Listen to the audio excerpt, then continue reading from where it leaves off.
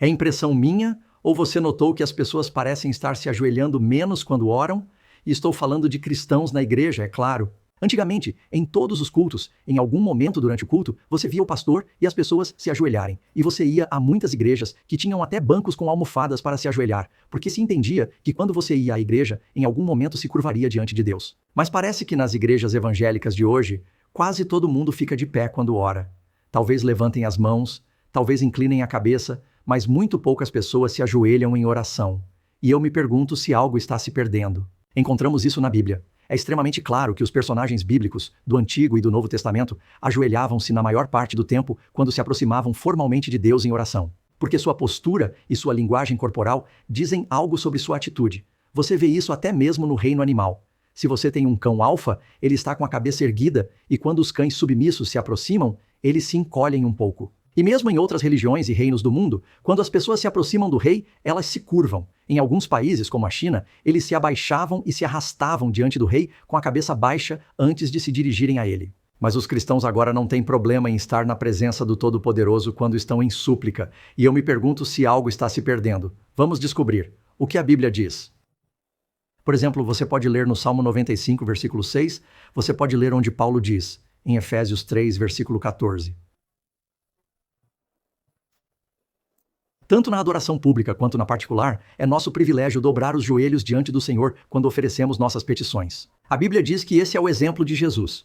Você pode ler em Lucas 22, 41. E afastado deles à distância de uma pedra, ajoelhou-se e orou. E assim, amigos, isso deve resolver a questão. Se nosso Senhor e Salvador viu a necessidade de se ajoelhar diante de Deus, o Pai, quanto mais nós, mortais pecadores, precisamos reservar um tempo em nossas devoções pessoais para nos ajoelharmos em oração? Algumas outras escrituras. Você pode consultar Atos, capítulo 9, versículo 40, Atos 20, versículo 36, Atos 21, versículo 5, diz que eles se ajoelharam e oraram. No livro de Esdras, ao confessar seus pecados diante de Deus e os pecados do povo, Esdras se ajoelhou em oração. Você pode ler em Daniel capítulo 6, essa famosa história sobre Daniel na cova dos leões, como era seu costume, ele se ajoelhou, abriu as janelas e orou 3 vezes por dia. Muitas pessoas não fazem isso 3 vezes em um ano. Deus quer que redescobrimos a importância de nos humilharmos diante do Senhor, uma postura de reverência quando oramos. Você pode ver a história de Elias na Bíblia, aquela vitória no Monte Carmelo. Ele se ajoelhou quando orou e o fogo desceu. Mais tarde, naquele dia, ele se ajoelhou 7 vezes e a chuva caiu.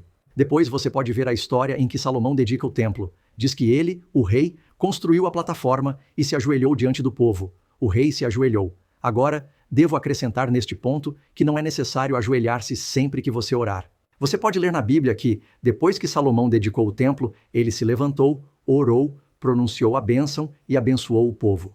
Não é necessário ajoelhar-se sempre que você orar. E às vezes, isso simplesmente não é prático.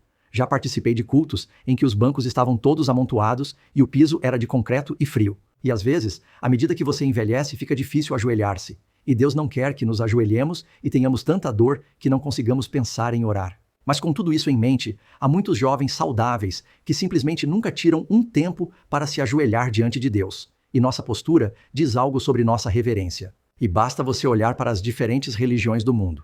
Os muçulmanos não têm problemas em se curvar 5 vezes por dia e orar a Alá.